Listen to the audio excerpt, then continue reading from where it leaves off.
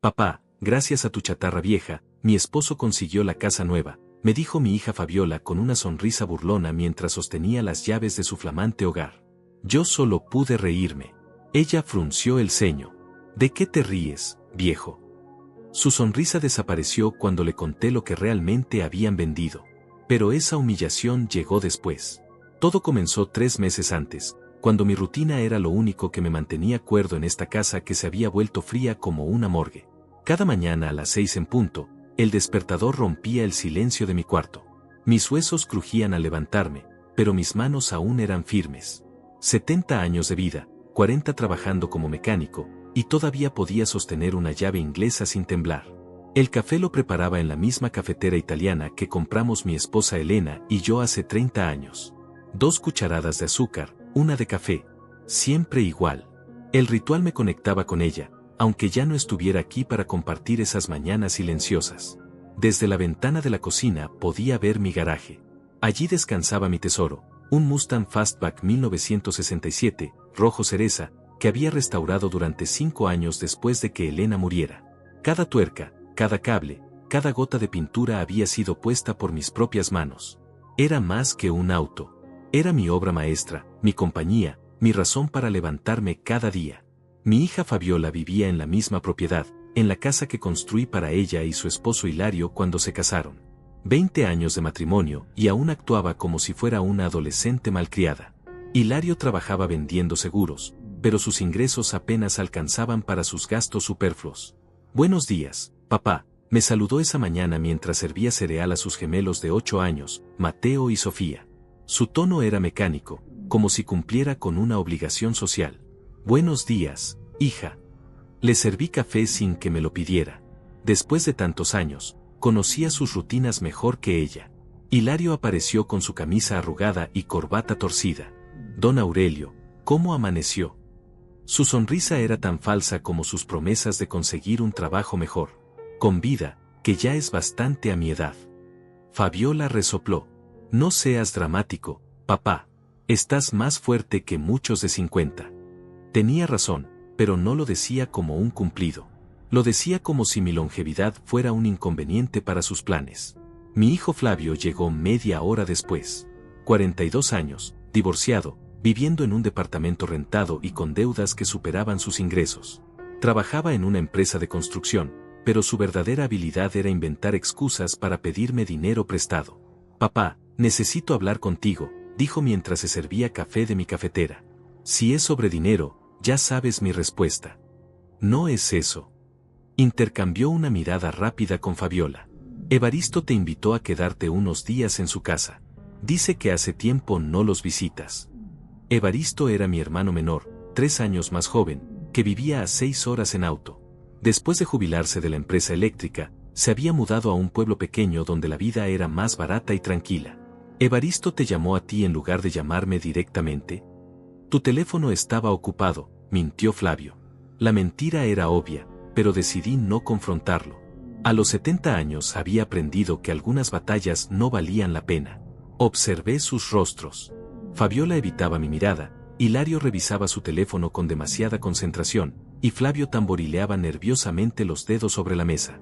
¿Por qué tanta insistencia en que visite a Evaristo justo ahora? Papá, no seas paranoico, dijo Fabiola con esa voz condescendiente que usaba cuando quería manipularme. Solo pensamos que te haría bien salir un poco de la rutina. Aquí te la pasas encerrado con ese auto viejo. Auto viejo. Así llamaba a mi Mustang. Para ella no era más que chatarra ocupando espacio en el garaje. Ese auto viejo tiene más valor sentimental que todo lo que posees, le respondí. Hilario soltó una risa seca. Don Aurelio, con el debido respeto, valor sentimental no se puede comer ni pagar hipotecas. Sus palabras me molestaron más de lo que debían. Había algo en su tono, una codicia disfrazada de pragmatismo, que me puso en alerta. Esa tarde, mientras pulía el cromado del Mustang, reflexioné sobre la conversación. Mis hijos nunca habían mostrado interés genuino en mi bienestar. Sus visitas eran calculadas, sus llamadas tenían propósitos específicos, y sus sonrisas se desvanecían cuando no obtenían lo que buscaban. El Mustang brillaba bajo la luz del garaje. Cada curva de su carrocería contaba una historia de noches trabajando hasta el amanecer, de fines de semana sacrificados, de dinero ahorrado centavo a centavo para comprar repuestos originales. Pero había algo más que ellos no sabían. Algo que cambiaría todo si alguna vez se enteraran. 3 años atrás, mientras organizaba los papeles de Elena después de su funeral, encontré una carta que cambió todo. Estaba escondida entre las páginas de su libro de recetas favorito, escrita con su letra cuidadosa. Aurelio, si estás leyendo esto, ya no estoy contigo. El Mustang no es solo un auto. Investiga su historia. Te amo para siempre. Elena siempre había sido misteriosa sobre cómo conseguí ese Mustang. En 1995, cuando trabajaba en el taller mecánico más grande de la ciudad, llegó un hombre elegante con el auto envuelto en una lona. Necesito que alguien lo guarde por un tiempo, me dijo. Te pago $5,000 ahora, y otros 5,000 cuando venga por él. Nunca regresó. Después de 3 años esperando, el Mustang se convirtió oficialmente en mío por abandono legal. Elena insistió en que lo restauráramos juntos. Este auto tiene alma, me decía mientras lijábamos la carrocería los domingos. Siento que perteneció a alguien importante. Siguiendo su consejo póstumo, investigué la historia del auto. Los números de serie me llevaron a descubrir que había pertenecido a un piloto de carreras famoso en los años 70. Un corredor que había ganado múltiples campeonatos internacionales antes de morir en un accidente trágico en 1978. El descubrimiento me llevó a contactar a la Secretaría de Cultura. El Mustang no era solo un auto clásico, era una pieza histórica del automovilismo. Inicié el proceso de catalogación como patrimonio cultural hace 8 meses. El trámite era lento pero prometedor. Si se aprobaba, recibiría una compensación de $500,000 y el auto se exhibiría en un museo, pero seguiría siendo legalmente mío. Los documentos estaban guardados en mi caja fuerte, junto al testamento y los papeles del seguro de vida. Nadie más conocía este secreto. Ni siquiera se lo había contado a Evaristo.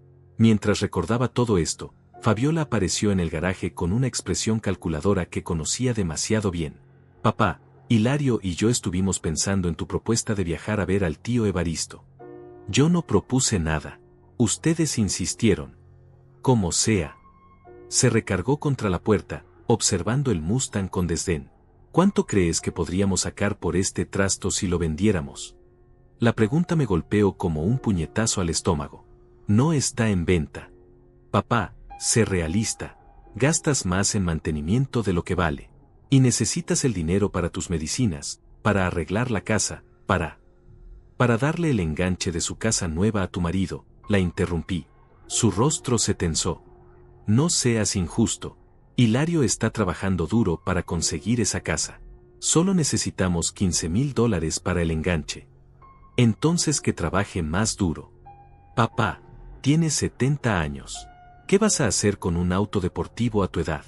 Es peligroso, consume mucha gasolina, y francamente, da pena verlo ahí juntando polvo. Este auto no junta polvo. Lo manejo todos los días. Das una vuelta a la manzana. Eso no es manejar. Su desprecio me hirió profundamente. Ese Mustang representaba los mejores momentos que compartí con Elena. Las tardes que pasamos restaurándolo, las vueltas dominicales por la carretera costera, las sonrisas que se dibujaban en su rostro cuando aceleraba en la autopista. Fabiola, este auto es lo único que me queda de tu madre. Mamá está muerta, papá. Los muertos no necesitan autos. La crueldad de sus palabras me dejó sin habla. Por primera vez en años, sentí que no reconocía a la hija que había criado. ¿Cuándo se había vuelto tan despiadada? ¿Cuándo había comenzado a verme como un obstáculo en lugar de como su padre? Esa noche, cenamos en silencio tenso. Hilario mascaba ruidosamente, los niños jugaban con sus teléfonos, y Fabiola me miraba como si estuviera planeando algo. Flavio llegó tarde, con olor a cerveza y ojos vidriosos. ¿Ya decidiste sobre el viaje a casa del tío Evaristo?, preguntó mientras se servía los restos de la cena. No hay nada que decidir. No había planeado ningún viaje. Papá, intervino Fabiola con voz melosa, te haría bien salir un poco. Aquí solo te la pasas dándole vueltas a cosas tristes. El tío Evaristo tiene esa casa cerca del lago. Aire fresco, paz, tiempo para reflexionar. ¿Reflexionar sobre qué? Sobre tu futuro, dijo Hilario. Don Aurelio, usted no puede quedarse solo para siempre. Necesita pensar en vender esta casa grande, mudarse a algo más pequeño, más manejable. Esta casa la construí con mis propias manos.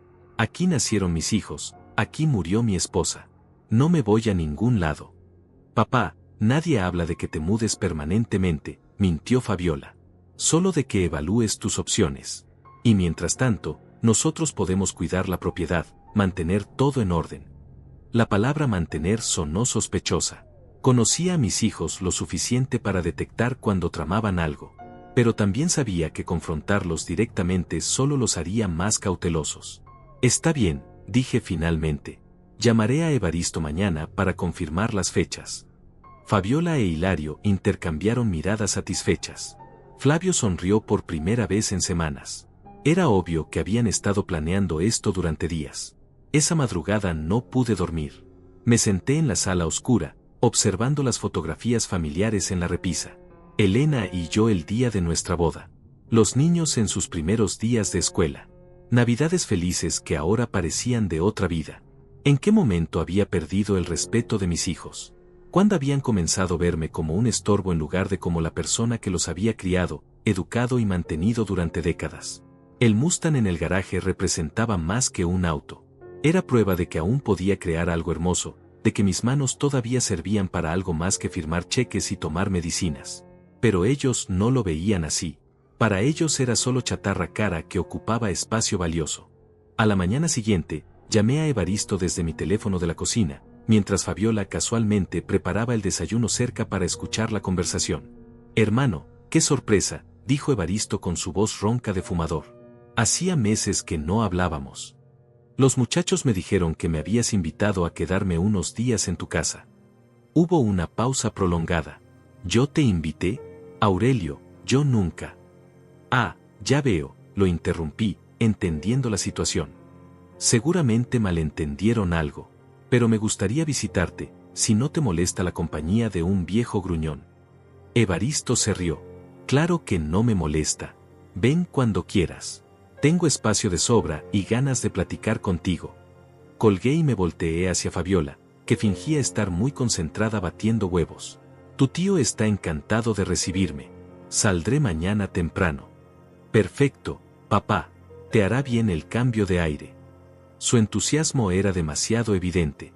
Una hija que realmente se preocupara por mi bienestar habría preguntado sobre mi equipaje, mis medicinas, o al menos habría fingido tristeza por mi partida.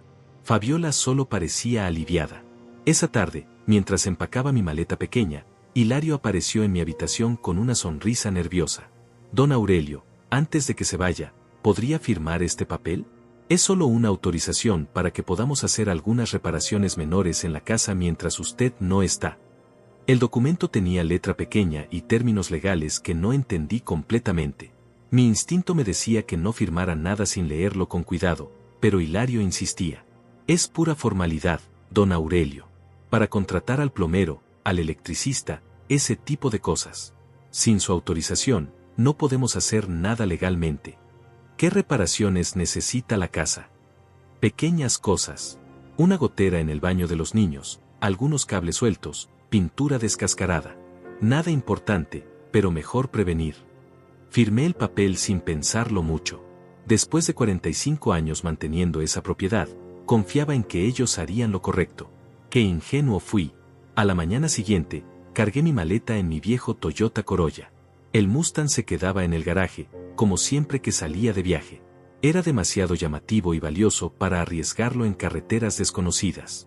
Cuiden bien la casa, les dije a Fabiola y Flavio, que habían madrugado para despedirme. Y por favor, no toquen el Mustang. Está perfecto como está. Claro que no, papá, dijo Fabiola. Solo vamos a limpiar un poco el garaje, quitar telarañas y esas cosas. El garaje no tiene telarañas. Lo limpio cada semana. Como sea. Ten buen viaje y salúdanos al tío. El viaje a casa de Evaristo tomó 7 horas comparadas. Llegué al atardecer, cansado pero contento de ver paisajes diferentes. Mi hermano vivía en una casa modesta pero acogedora, rodeada de árboles y con vista al lago. Te ves bien, Aurelio, me dijo mientras compartíamos una cerveza en su terraza. Un poco flaco, pero bien. Los años no pasan en vano. ¿Cómo están los muchachos? Crecidos. Demasiado crecidos, diría yo. Evaristo entendió mi tono. Problemas familiares. Nada que no se pueda arreglar con paciencia. Durante 3 días disfruté de la tranquilidad del lago, las comidas caseras de Evaristo, y las conversaciones sin prisa sobre nuestros años de juventud. No pensé mucho en la casa, confiando en que todo estaría en orden cuando regresara. El 4.º día, Evaristo recibió una llamada extraña. «Es para ti», me dijo, pasándome el teléfono. Alguien llamado Cornelio. Cornelio había sido mi socio en el taller mecánico durante 15 años, hasta que se jubiló y abrió un pequeño negocio de compraventa de autos clásicos. Era uno de los pocos hombres en los que confiaba completamente. «Aurelio, necesito preguntarte algo urgente», dijo con voz tensa. «¿Vendiste tu Mustang?» «¿Qué? Claro que no». «¿Por qué preguntas?» «Porque está anunciado en 3 páginas de internet. Lo están vendiendo por $3,000. Las fotos son del garaje de tu casa». El mundo se detuvo. «Eso es imposible. Estoy de viaje y el auto está guardado». «Aurelio, el anuncio dice, venta por viaje urgente al extranjero. Incluso pusieron tu número de teléfono como contacto». «Cornelio, tú conoces ese auto. Sabes lo que vale y lo que representa para mí. Tengo que regresar inmediatamente». «Espera, hay más. Ayer vi a tu hija Fabiola con un tipo en mi negocio. Estaban preguntando sobre el valor de autos americanos de los años 60. Cuando me vieron, se fueron rápido. La traición me golpeó como una bofetada.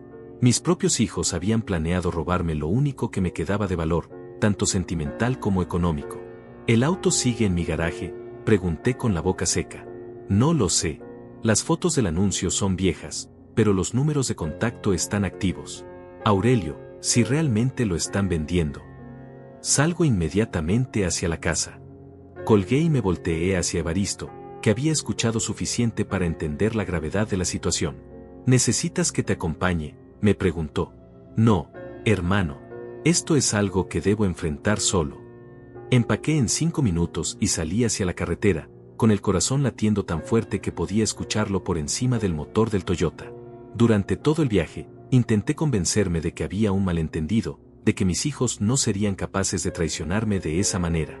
Pero en el fondo sabía la verdad. Habían planeado todo: el viaje falso, los papeles que me hicieron firmar, la insistencia en que me fuera de la casa. Habían calculado cada detalle para robarme mientras estaba lejos. Conduje toda la noche, parando solo para gasolina y café. Mis manos temblaban en el volante, no de vejez, sino de una furia que no había sentido en décadas. Cuando llegué a mi casa al amanecer, el garaje estaba abierto. Y el Mustang había desaparecido. El garaje vacío me recibió como una boca sin dientes. El espacio donde durante años había estado mi Mustang ahora mostraba solo una mancha rectangular de aceite en el piso de concreto. Mis piernas temblaron y tuve que apoyarme contra la pared para no caer. Las herramientas estaban en su lugar, ordenadas exactamente como las había dejado. Los estantes con repuestos no habían sido tocados. Solo faltaba mi auto. Solo faltaba mi alma. Caminé hacia la casa con pasos de plomo. Fabiola estaba en la cocina preparando café, tarareando como si fuera un día normal. Cuando me vio entrar, su rostro se paralizó por un segundo antes de fingir sorpresa. «Papá, no te esperábamos hasta el domingo.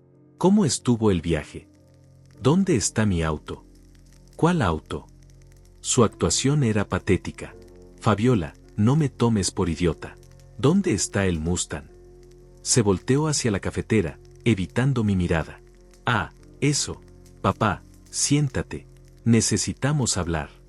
«Habla parada. ¿Dónde está mi auto?»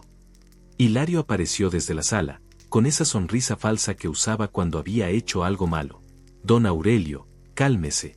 Todo está bajo control». «¿Bajo control? Me robaron mi auto». «Nadie le robó nada», dijo Fabiola con tono condescendiente.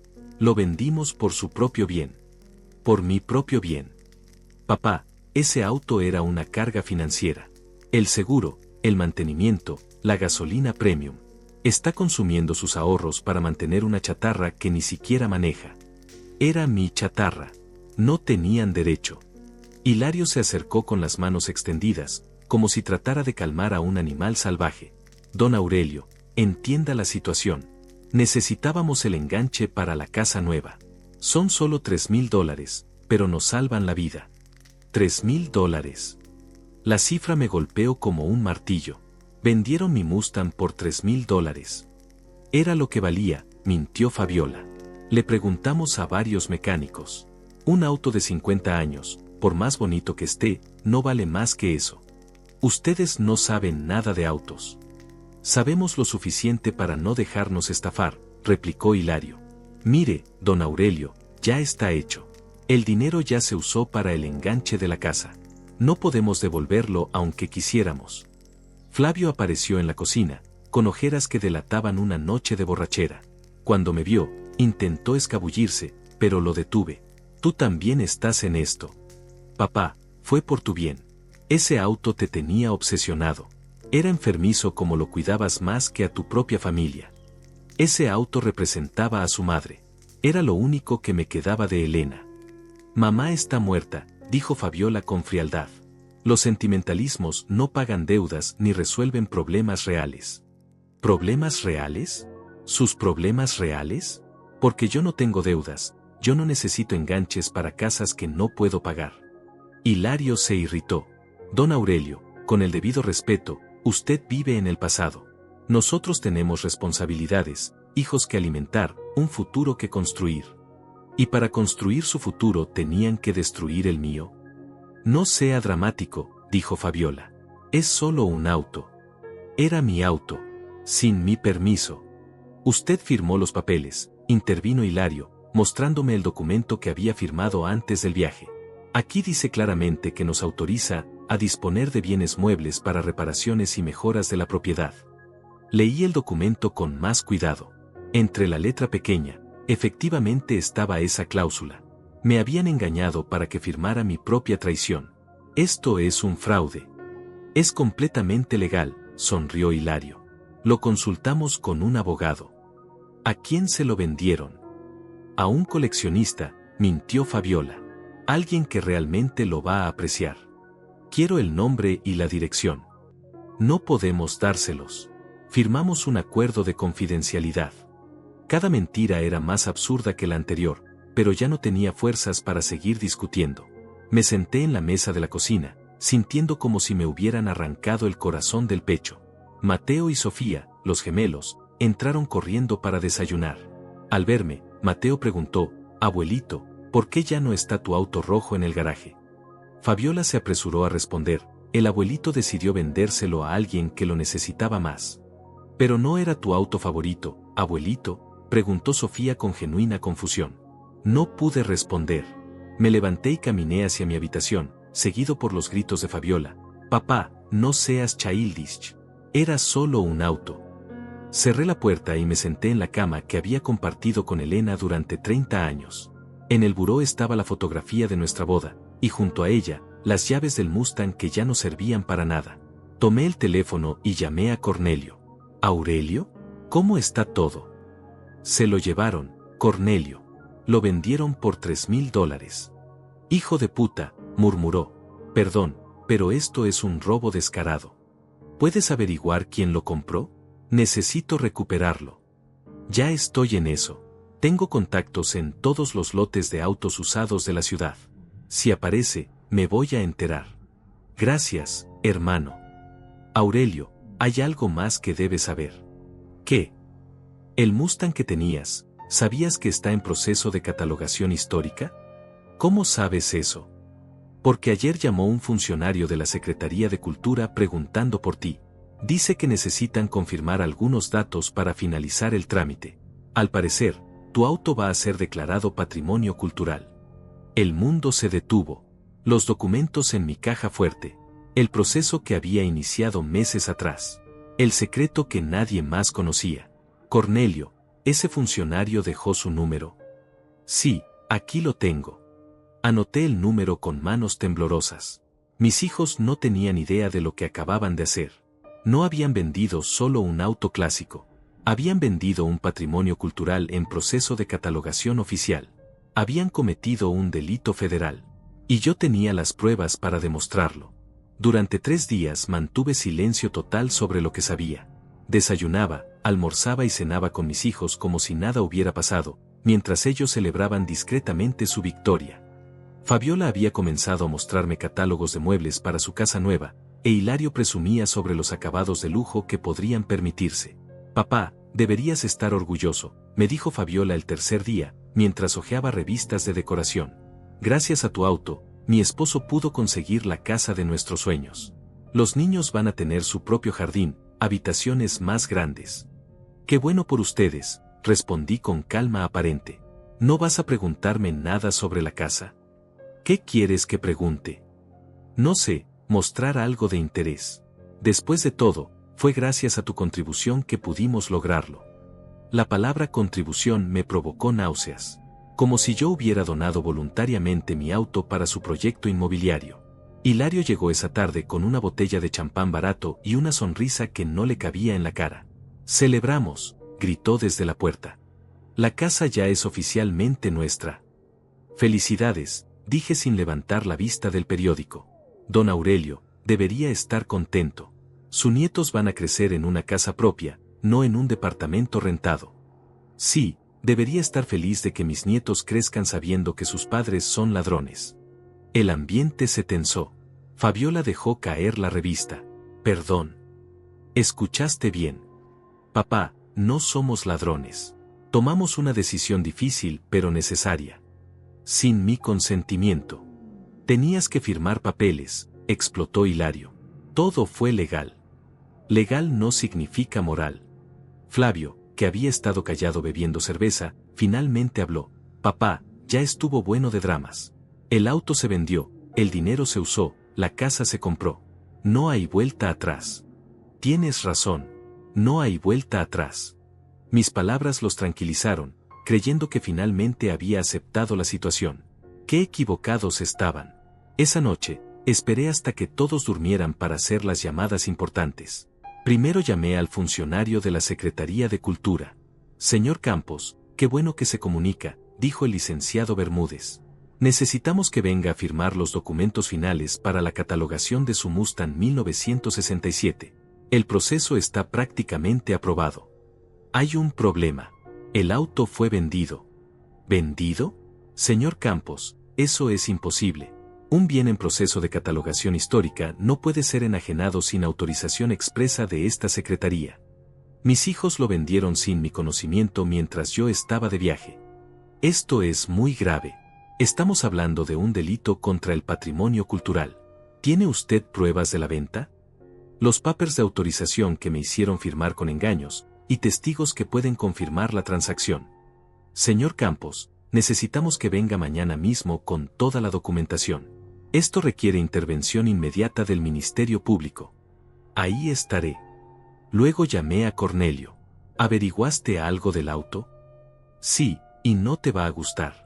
Lo vendieron a un intermediario que ya lo revendió a un coleccionista en otra ciudad. Pero tengo buenas noticias, encontré al intermediario y está dispuesto a hablar. Al parecer, tus hijos le dijeron que eras un viejo senil que no sabía el valor de lo que tenía». «¿Senil?» Sus palabras exactas fueron: «Mi papá ya está chocho, no sabe ni qué día es». La humillación de saber cómo hablaban de mí extraños fue peor que el robo mismo. «Cornelio, ¿puedes conseguirme una grabación de esa conversación?» «Ya la tengo». El intermediario se sintió mal cuando supo la verdad.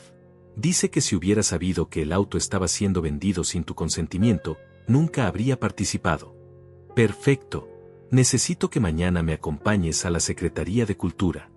A la mañana siguiente, mientras desayunábamos, Fabiola notó mi estado de ánimo inusualmente tranquilo. «Te ves mejor, papá. ¿Ya no estás enojado por lo del auto?» «¿Por qué estaría enojado? Como dijiste, era solo un auto viejo». Hilario sonrió satisfecho. «Exacto, don Aurelio. Ya verá que en unos meses ni lo va a extrañar. De hecho», continué con tono casual, «me da curiosidad saber exactamente cómo manejaron la venta. ¿A quién se lo vendieron?» «A un coleccionista muy serio», mintió Fabiola. «Alguien que realmente iba a cuidarlo». «¿Y les preguntó sobre la documentación del auto?» «¿Qué documentación?», preguntó Hilario, claramente nervioso. «Los papeles de registro, seguros, historial de mantenimiento. Un coleccionista serio siempre pregunta por esos detalles». «Claro que sí. Todo estaba en orden». ¿Y no les pareció extraño que un auto de 1967 en perfecto estado se vendiera por solo $3,000? Flavio intervino: papá, no todos los autos viejos son valiosos. La mayoría vale exactamente lo que pagaron. La mayoría, sí, pero no todos. ¿Qué quieres decir?, preguntó Fabiola con suspicacia. Nada importante. Solo que me da risa que estén tan orgullosos de haber conseguido $3,000. ¿De qué te ríes?, insistió. De que vendieron un auto que valía $500,000 por $3,000. El silencio que siguió fue tan denso que se podría haber cortado con cuchillo. Fabiola soltó la taza de café, que se hizo pedazos en el piso. Hilario se puso pálido como papel. Flavio dejó de masticar su cereal. «Estás mintiendo», susurró Fabiola. «¿Por qué mentiría sobre algo así?» «¿Por qué? Porque un auto de 50 años no puede valer tanto dinero. Puede cuando perteneció a un piloto famoso y está en proceso de catalogación como patrimonio histórico». Las palabras cayeron como bombas. Hilario se levantó tan rápido que derribó su silla. ¿Patrimonio histórico? El trámite comenzó hace 8 meses. La Secretaría de Cultura ya había aprobado la catalogación. Solo faltaba mi firma en los documentos finales. «Estás mintiendo», gritó Fabiola. «Si fuera cierto, nos lo habrías dicho». «¿Para qué? ¿Para que lo vendieran antes de que se completara el proceso?» «Papá, si esto es verdad», Flavio no pudo terminar la frase. «Si esto es verdad, ¿qué?» «Podemos recuperarlo», dijo Hilario desesperado. «Podemos encontrar al comprador, explicarle la situación, devolverle su dinero». «¿Con qué dinero? Ya gastaron los $3,000 en el enganche de su casa. Podemos pedir un préstamo, vender otras cosas». «Hilario», lo interrumpí, «vendieron un patrimonio cultural sin autorización oficial. Eso no se arregla simplemente devolviendo el dinero». «¿Qué quieres decir?» «Que cometieron un delito federal». El horror en sus rostros habría sido cómico si no fuera por la tragedia de la situación. «Papá», suplicó Fabiola, «tienes que ayudarnos. Somos tu familia. Ustedes decidieron que yo era un estorbo. Ahora yo decido qué tipo de familia quiero tener». Esa tarde llegó Cornelio con una carpeta llena de documentos y una grabadora digital. Su expresión era seria, como la de un soldado preparándose para la batalla. «Aurelio, conseguí todo lo que necesitas», me dijo mientras se sentaba en la sala. El intermediario no solo confesó, también me dio los nombres de todos los involucrados en la cadena de venta. Fabiola, que había estado vigilando desde la cocina, se acercó con pasos cautelosos. «¿Quién es usted?», le preguntó a Cornelio. «Soy Cornelio Vega, antiguo socio de tu padre en el taller mecánico. Y tú debes ser la hija que vendió el auto sin permiso». El tono de Cornelio era cortante como navaja. Fabiola retrocedió, intimidada. «Señor, nosotros no hicimos nada ilegal. Mi padre nos dio autorización por escrito». Cornelio sacó un documento de su carpeta. «¿Te refieres a esta autorización que dice, reparaciones y mejoras de la propiedad? Porque en ninguna parte menciona la venta de vehículos». Eso es interpretación legal», tartamudeó Fabiola. «No, eso es fraude documentario», replicó Cornelio. «Y aquí tengo la grabación donde ustedes le dijeron al intermediario que su padre estaba senil y no sabía lo que tenía». Hilario apareció desde el pasillo, claramente había estado escuchando. «Nosotros nunca dijimos eso». Cornelio presionó un botón en la grabadora. La voz de Hilario salió clara y nítida. «Mire, el viejo ya está chocho. No sabe ni qué día es. Piensa que ese trasto vale una fortuna, pero usted y yo sabemos que los autos viejos no valen nada. Tómelo por $3,000 y todos contentos». El silencio que siguió fue devastador. Hilario se derrumbó en el sofá, con la cabeza entre las manos. Eso fue sacado de contexto», murmuró. «¿Qué contexto justifica llamar senil a tu suegro para vender sus pertenencias?», preguntó Cornelio con desprecio. Flavio llegó en ese momento del trabajo, y al ver la tensión en el ambiente, intentó escabullirse hacia su habitación. «Flavio, ven aquí», lo llamé. «Cornelio tiene algo que enseñarnos». Cornelio sacó otro documento. «Este es el certificado preliminar de catalogación histórica del Mustang. Fecha de emisión, hace 3 meses. El auto ya estaba protegido legalmente cuando ustedes lo vendieron». «¿Qué significa eso exactamente?», preguntó Flavio con voz temblorosa. Significa que vendieron patrimonio cultural sin autorización oficial.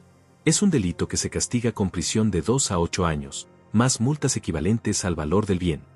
$500,000 de multa. Fabiola se desplomó en una silla. Más intereses, más gastos legales, más la indemnización al Estado por daño al patrimonio cultural, confirmó Cornelio. Pero nosotros no sabíamos, suplicó Hilario. La ignorancia no es excusa ante la ley, respondí. Además, no se molestaron en preguntarme sobre la documentación del auto antes de venderlo. Porque creíamos que solo era chatarra sentimental, gritó Fabiola. Creían lo que les convenía creer, la corregí. Nunca se preguntaron por qué cuidaba tanto ese auto, por qué invertía tanto dinero en su mantenimiento, por qué lo tenía asegurado por una suma tan alta. Cornelio continuó sacando documentos de su carpeta. Aquí está la póliza del seguro. Valor asegurado, $400,000. Nunca se preguntaron por qué un auto, sin valor, tenía un seguro tan caro. Nosotros no. No tuvimos acceso a esos papeles, mintió Flavio. Porque no se molestaron en buscarlos, lo confronté. Estaban tan seguros de que era basura que no investigaron nada. Hilario se levantó desesperado. Don Aurelio, tiene que ayudarnos. Somos familia. No puede dejar que vayamos a la cárcel. Ustedes no pensaron en la familia cuando me robaron. No le robamos. Pensamos que le estábamos haciendo un favor. ¿Un favor? Vender mis pertenencias a mis espaldas es un favor.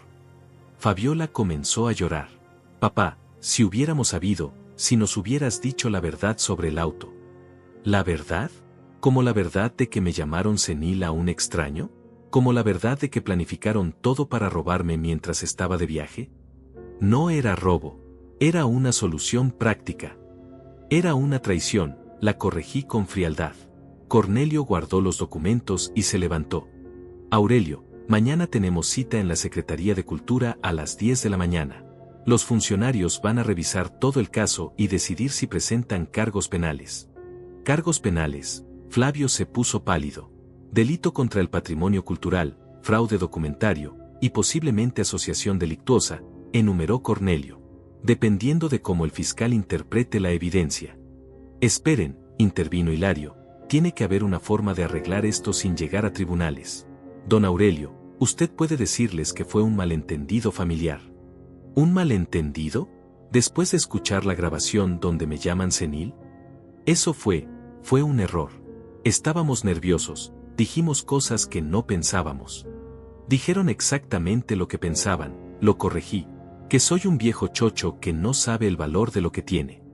Fabiola se acercó e intentó tomarme de las manos. Papá, perdónanos. Cometimos un error terrible, pero podemos solucionarlo. Podemos recuperar el auto, podemos. ¿Con qué dinero? Ya gastaron los $3,000 en su casa. Venderemos la casa. Cancelaremos el trato. Y el enganche que ya pagaron. Lo perderemos. Pero recuperaremos el auto. El auto ya fue revendido a un coleccionista privado en otra ciudad, les informó Cornelio. Va a costar mucho más recuperarlo ahora. ¿Cuánto más?, preguntó Flavio. Alrededor de $50,000, más gastos legales, más compensaciones. Probablemente $100,000 en total. $100,000. ¿De dónde vamos a sacar $100,000? Hilario entró en pánico. Ese es su problema, respondí sin compasión. Ustedes crearon este desastre. Ustedes lo resuelven. Pero somos tu familia, gritó Fabiola desesperada. Una familia que me traicionó por $3,000. Una familia que me llamó senil a mis espaldas. Una familia que planeó robarme mientras fingía preocuparse por mi bienestar. Papá, por favor. Por favor, nada. Durante 70 años trabajé para darles todo lo que necesitaban. Les pagué educación, les di casa, les presté dinero que nunca me devolvieron. Y cuando tuve algo de valor, algo que me conectaba con su madre, me lo robaron sin pensarlo 2 veces. No sabíamos que valía tanto. No sabían porque no les importaba saberlo. Solo les importaba convertirlo en dinero rápido para sus planes. Cornelio se dirigió hacia la puerta. Aurelio, nos vemos mañana temprano. Y ustedes, se volteó hacia mis hijos, consigan un buen abogado. Van a necesitarlo. Después de que Cornelio se fue, mis hijos se quedaron en la sala, destruidos por la realidad de su situación. La casa que tanto habían querido ahora se convertía en una carga imposible de mantener, y el futuro que habían planeado se desmoronaba ante sus ojos. Pero yo ya no sentía compasión por ellos. Solo una calma fría, como la de un hombre que finalmente había encontrado su dignidad. A las 7 de la mañana siguiente, 3 autos oficiales se estacionaron frente a mi casa. Agentes de la Policía Federal, funcionarios de la Secretaría de Cultura, y un fiscal del Ministerio Público bajaron con portafolios y documentos oficiales. Los había estado esperando desde las 6, sentado en mi silla de la terraza con una taza de café. Fabiola salió corriendo en bata, con el cabello despeinado y los ojos hinchados de llorar toda la noche. ¿Qué quieren? ¿Por qué están aquí? El fiscal, un hombre joven con traje gris y expresión seria, le mostró una identificación oficial. Fiscal González, del Ministerio Público Federal. Venimos por el caso del Mustang 1967 vendido ilegalmente. ¿Es usted Fabiola Campos? Sí, pero necesitamos que nos acompañe para una declaración formal. También requerimos a Hilario Mendoza y Flavio Campos. No pueden arrestarnos en nuestra propia casa, gritó Fabiola. Señora, por ahora solo necesitamos declaraciones. Pero dependiendo de lo que encontremos, podrían dictarse órdenes de aprehensión. Hilario apareció en calzoncillos, temblando de miedo más que de frío. ¿Qué está pasando? Están investigando la venta del auto de papá, le explicó Fabiola con voz quebrada. Señor Mendoza, se dirigió el fiscal, usted participó en la venta del vehículo Mustang Fastback 1967 propiedad del señor Aurelio Campos. Nosotros, fue un asunto familiar, tartamudeó Hilario. Un asunto familiar que involucra patrimonio cultural protegido se convierte en asunto federal, lo corrigió el fiscal. Flavio llegó en ese momento, aún en uniforme de trabajo de la noche anterior. Al ver los autos oficiales, intentó darse la vuelta, pero uno de los agentes ya lo había identificado. Flavio Campos. Sí. Necesitamos que nos acompañe. Tengo opción. Por ahora sí, pero eso podría cambiar dependiendo de su cooperación. Mientras mis hijos eran escoltados hacia los vehículos oficiales, el fiscal se acercó a mí. Señor Campos, lamentamos mucho esta situación. ¿Tiene usted toda la documentación del proceso de catalogación? Está en mi caja fuerte. ¿Quieren revisarla ahora? Por favor. Los funcionarios de la Secretaría de Cultura revisaron meticulosamente todos los documentos, el certificado preliminar de catalogación, la correspondencia oficial, las evaluaciones técnicas del vehículo, y las fotografías del proceso de autenticación. Todo está en orden, confirmó la funcionaria principal. El Mustang ya estaba protegido legalmente cuando fue vendido. Esto constituye un delito grave contra el patrimonio cultural. ¿Cuáles son las consecuencias?, pregunté. Para los responsables directos, prisión de 2 a 8 años y multa equivalente al valor del bien. Para los cómplices, prisión de 1 a 5 años. Además, deben restituir el patrimonio al Estado o pagar una indemnización de $500,000.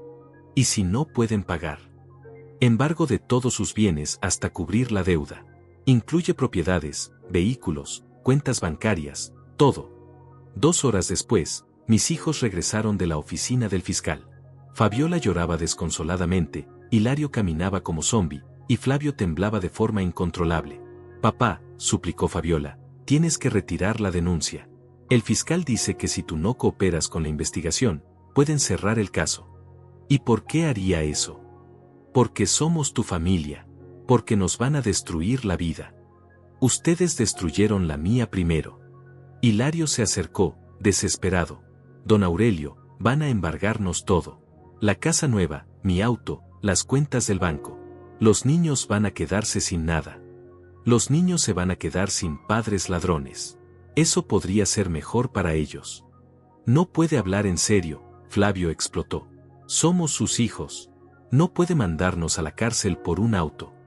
No es por un auto, es por una traición. Por planear robarme a mis espaldas. Por llamarme senil. Por tratarme como si fuera basura. Dijimos esas cosas porque estábamos desesperados, lloró Fabiola. ¿Desesperados por qué? ¿Por conseguir una casa que no podían pagar? ¿Por mantener un estilo de vida que estaba más allá de sus posibilidades? Queríamos darles algo mejor a los niños. ¿Con dinero robado a su abuelo? No era robo. Entonces, ¿qué era? ¿Préstamo? Porque no recuerdo que me hayan pedido permiso. ¿Regalo? Porque no recuerdo haberles regalado nada. Hilario cayó de rodillas frente a mí. Don Aurelio, se lo suplico. Díganos qué tenemos que hacer para arreglar esto. Lo que sea. Primero, devolver el auto exactamente como estaba. Ya iniciamos el proceso. Va a costar $50,000, pero lo vamos a conseguir. ¿De dónde? Venderemos la casa, mis equipos de trabajo, el auto de Fabiola, todo lo que tengamos. Segundo, una disculpa pública. Quiero que admitan públicamente que me robaron, que mintieron sobre mi estado mental, y que planearon todo a mis espaldas. Disculpa pública, Fabiola se horrorizó. En el periódico local, un anuncio de media página explicando exactamente lo que hicieron. Eso arruinaría nuestras reputaciones. Ustedes arruinaron las suyas solas. Yo solo quiero que la gente sepa la verdad. Y tercero, preguntó Flavio, que se vayan de mi propiedad. Todos. No quiero volver a verlos. Papá, Fabiola se desplomó. No puedes echarnos. ¿Dónde vamos a vivir? Ese es su problema. Deberían haberlo pensado antes de traicionarme. Los niños son inocentes en todo esto. Los niños pueden visitarme cuando quieran. Pero ustedes no. Ustedes demostraron que no son dignos de confianza. Te vas a quedar solo, murmuró Flavio. Prefiero estar solo que acompañado de ladrones. El fiscal regresó esa tarde con más documentos. Señor Campos, necesitamos su decisión final. ¿Va a cooperar completamente con la investigación? Mis hijos me miraron con ojos suplicantes, esperando que la sangre familiar fuera más fuerte que la justicia. Voy a cooperar totalmente, respondí sin dudar. ¿Estás seguro? Una vez que firmemos estos documentos, el proceso será irreversible. Completamente seguro. El fiscal extendió los papeles. Firme aquí, aquí y aquí. Mientras firmaba cada página, escuchaba los sollozos desesperados de Fabiola, los ruegos mudos de Hilario, y la respiración agitada de Flavio.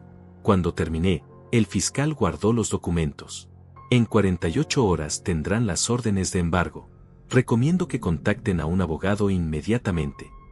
Después de que se fueron los funcionarios, mis hijos se quedaron en la sala, destruidos emocional y financieramente. Papá, susurró Fabiola, ¿realmente vas a hacer esto? Ya está hecho. Pero somos tu familia. Una familia que me traicionó por dinero. Una familia que planeó robarme mientras fingía cuidarme. Una familia que me llamó senil a extraños para justificar su robo. Te vas a arrepentir de esto. Lo único de lo que me arrepiento es de haber tardado tanto en darme cuenta de quiénes son realmente. Esa noche cenaron en silencio sepulcral, sabiendo que era probablemente la última cena en esa casa que tanto habían codiciado. Y yo me sentí en paz por primera vez en meses. 2 semanas después, los titulares del periódico local contaban la historia completa. Hijos venden patrimonio cultural de su padre por $3,000. El escándalo se extendió por toda la ciudad como fuego en pastizal seco. La primera en caer fue Fabiola. Su trabajo en la oficina de contabilidad no sobrevivió al escrutinio público. No podemos tener empleados involucrados en delitos federales, le dijeron. Su despido fue inmediato y sin compensación. Hilario perdió su licencia para vender seguros cuando la compañía descubrió su participación en el fraude. Confianza es nuestro negocio, declaró su ex jefe a los reporteros. No podemos permitir que alguien con antecedentes penales represente nuestra marca. Flavio fue despedido de la constructora cuando los clientes comenzaron a cuestionar la integridad de la empresa. Si contratan ladrones, ¿qué garantía tenemos de que no nos roben a nosotros?, preguntó un cliente en una entrevista televisiva. La casa nueva se convirtió en una pesadilla financiera. Sin ingresos, no podían pagar la hipoteca. El banco inició el proceso de ejecución hipotecaria en tiempo récord. El enganche de $3,000 se perdió completamente, y además quedaron debiendo las penalizaciones por incumplimiento de contrato.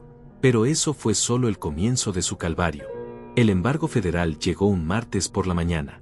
Agentes especializados recorrieron la propiedad catalogando cada bien de valor, el auto de Fabiola, las herramientas de Hilario, los equipos electrónicos, las joyas, incluso los muebles de calidad. ¿Van a llevarse todo?, preguntó Fabiola con voz quebrada mientras veía cómo pegaban etiquetas oficiales en sus pertenencias. Todo lo necesario para cubrir la deuda con el Estado, respondió el agente federal. Actualmente deben $500,000 más intereses y gastos administrativos. La suma aumenta cada día. ¿Y si no alcanza con nuestras cosas? Entonces trabajarán para el Estado hasta saldar la deuda completa. Sus salarios futuros serán embargados en un 70% hasta cubrir el total. ¿70%? ¿Cómo vamos a vivir? Deberían haber pensado en eso antes de cometer delitos federales. Hilario intentó huir del país, pero fue detenido en el aeropuerto. Su nombre estaba en todas las listas de vigilancia fronteriza. Lo trajeron de vuelta esposado, con cargos adicionales por intento de fuga. El juicio fue un espectáculo mediático. Los reporteros llenaron la sala, ávidos de detalles sobre la familia que había traicionado a su propio patriarca por dinero rápido. El abogado defensor de Fabiola intentó una estrategia patética. Mi clienta es víctima de una sociedad que no valora adecuadamente a los adultos mayores. Pensó que estaba ayudando a un padre que había perdido la capacidad de tomar decisiones racionales. El fiscal destruyó esa defensa en minutos. La evidencia muestra que el señor Aurelio Campos está en pleno uso de sus facultades mentales. Manejaba sus finanzas, mantenía correspondencia oficial con instituciones gubernamentales, y llevaba un registro detallado del proceso de catalogación histórica de su vehículo. Los acusados sabían perfectamente que estaban cometiendo un delito. La grabación donde me llamaban senil y chocho fue reproducida en la sala. Fabiola se hundió en su silla, humillada públicamente. Además, continuó el fiscal, los acusados planearon meticulosamente el delito. Esperaron hasta que la víctima estuviera fuera de la ciudad, falsificaron documentos de autorización, y vendieron el patrimonio cultural a sabiendas de que no tenían derecho legal para hacerlo. El abogado de Hilario trató de minimizar su participación. Mi cliente simplemente siguió las instrucciones de su esposa. No tenía conocimiento de que el vehículo tuviera valor histórico. Su cliente, replicó el fiscal, fue quien negoció directamente con el intermediario. Fue quien describió al propietario como senil, para justificar el precio ridículamente bajo. Y fue quien recibió el dinero de la transacción ilegal. Flavio intentó la defensa más cobarde de todas. Solo seguía a mi hermana. Pensé que tenía autorización de mi padre. Su hermana no tiene poder legal sobre los bienes de su padre, lo destruyó el fiscal. Y como hijo adulto, tenía la obligación de verificar la legalidad de la transacción antes de participar en ella. Las sentencias fueron implacables. Fabiola, 5 años de prisión por fraude documentario y delito contra el patrimonio cultural. Hilario, 6 años por ser el ejecutor principal de la venta ilegal. Flavio, 3 años por complicidad y participación en asociación delictuosa. Además, todos quedaron condenados a pagar solidariamente los $500,000 de indemnización al Estado, más gastos legales y administrativos. El tribunal considera, declaró el juez, que este caso representa una violación especialmente grave de la confianza familiar y del respeto al patrimonio cultural de la nación.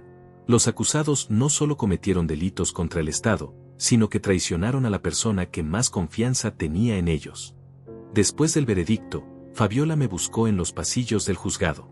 Papá, por favor, perdónanos. Ya entendimos que nos equivocamos. Pero 5 años en prisión, mis hijos me necesitan. Tus hijos necesitan una madre que no sea una delincuente. Nunca fuimos delincuentes. Solo cometimos un error. Un error es olvidar cerrar la llave del agua. Esto fue un plan premeditado para robarme. Te vamos a devolver tu auto. Ya conseguimos el dinero vendiendo todo lo que teníamos. Demasiado tarde. El auto ya forma parte del proceso judicial. Será exhibido en un museo como evidencia de su crimen. Pero tú podrías visitarlo ahí, dijo con desesperación patética.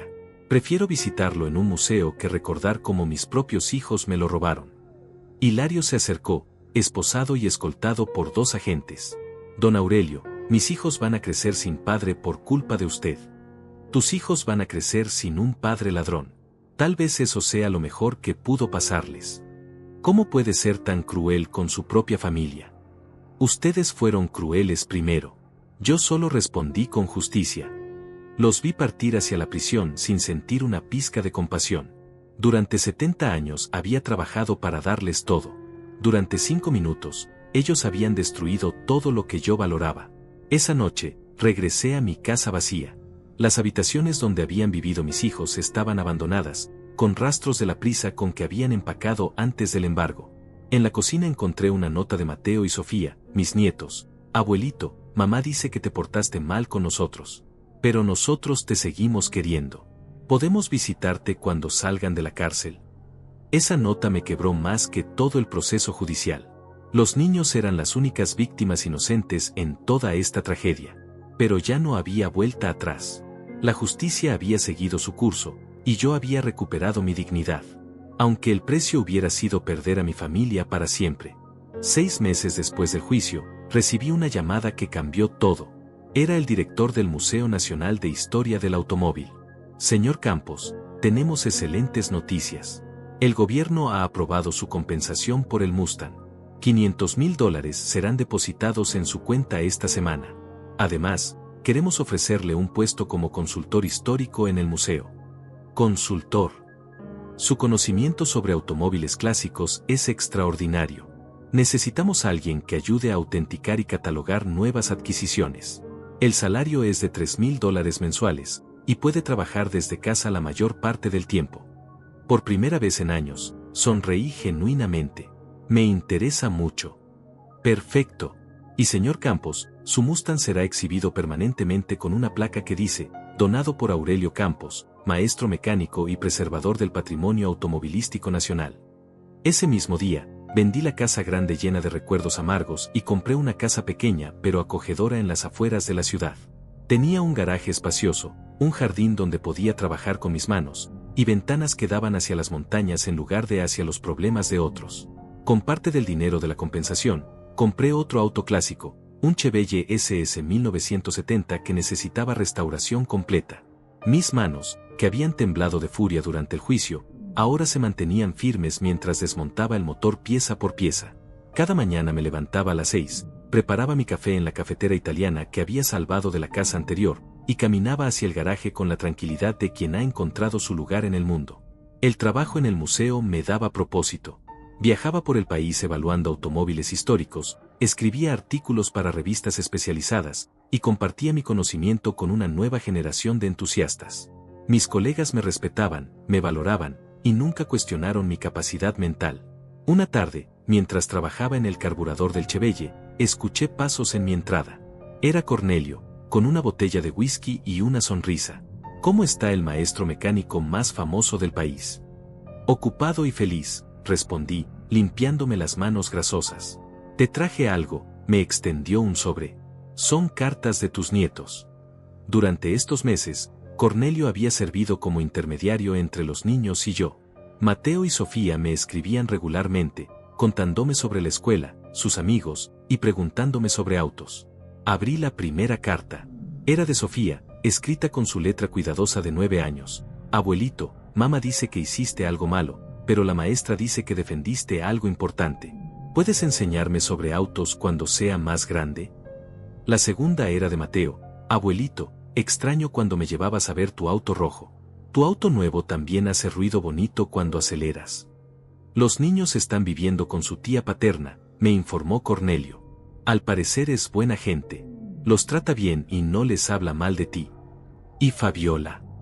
Según me contaron, está trabajando en la lavandería de la prisión. Hilario está en carpintería. Flavio está teniendo problemas para adaptarse. ¿Alguna vez preguntan por mí? Todo el tiempo, pero ya no con rabia.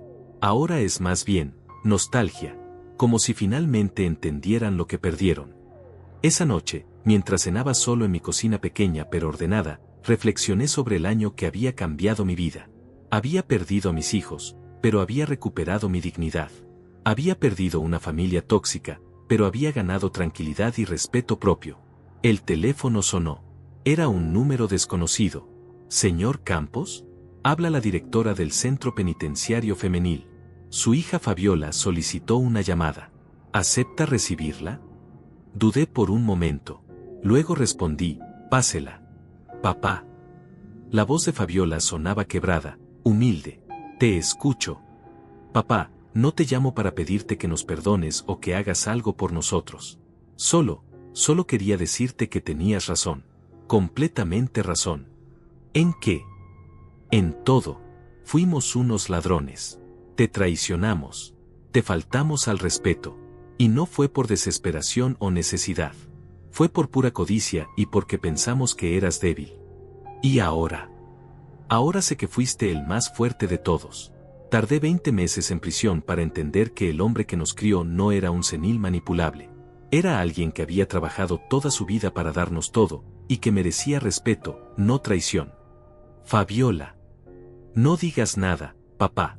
Solo quería que supieras que entendí, que si pudiera regresar el tiempo, haría todo diferente, que el auto no era lo importante, era tu confianza, era tu amor. Y lo tiramos a la basura por $3,000 malditos. ¿Y los niños? Están bien. Los visito una vez al mes. Siempre preguntan por ti. Les digo la verdad, que su abuelo es un hombre bueno que sus padres lastimaron, y que algún día, cuando seamos mejores personas, tal vez nos perdone. Fabiola, yo. Papá, cuídate mucho. Y gracias por enseñarnos, aunque haya sido de la manera más dura, que las acciones tienen consecuencias. Colgó antes de que pudiera responder. Esa noche dormí mejor que en años. Al día siguiente, manejé mi Chevelle recién restaurado por la carretera costera, con las ventanas abajo y la música alta. El motor rugía con la potencia que solo un V8 bien afinado puede producir. Me detuve en una gasolinera, y un joven mecánico se acercó admirando el auto. Señor, ¿es usted Aurelio Campos? ¿El que donó el Mustang al museo? Sí, soy yo. Es mi héroe. Estudio mecánica automotriz y he leído todos sus artículos. Puedo hacerle una pregunta sobre carburadores. Pasé una hora enseñándole sobre ajustes de mezcla y sincronización de tiempo. Su entusiasmo me recordó a mí mismo 50 años atrás, cuando todo era posible y cada motor tenía secretos por descubrir. Al despedirnos, me dijo, Señor Campos, espero ser como usted cuando tenga su edad. Espero que seas mejor, le respondí. Conduje de regreso a casa con el corazón ligero. En el buzón encontré otra carta de Sofía. Abuelito, la tía nos llevó al museo a ver tu auto rojo. Tiene una placa muy bonita con tu nombre. Me sentí muy orgullosa de ser tu nieta. Esa noche, sentado en mi terraza pequeña con una cerveza fría, observé las estrellas que nunca había tenido tiempo de contemplar cuando mi vida estaba llena de drama familiar. Mis hijos habían querido enterrarme, tratarme como chatarra sin valor. Pero se olvidaron de algo fundamental, las raíces verdaderas no se pueden cortar. Solo se hacen más fuertes cuando las atacan. Ahora tenía 72 años, $500,000 en el banco, un trabajo que amaba, una casa en paz, y la certeza de que había hecho lo correcto. Había perdido una familia tóxica y había ganado mi dignidad. Y eso, por fin, era suficiente. Si alguien está pasando por algo similar, que sepa esto, nunca es demasiado tarde para defender tu valor.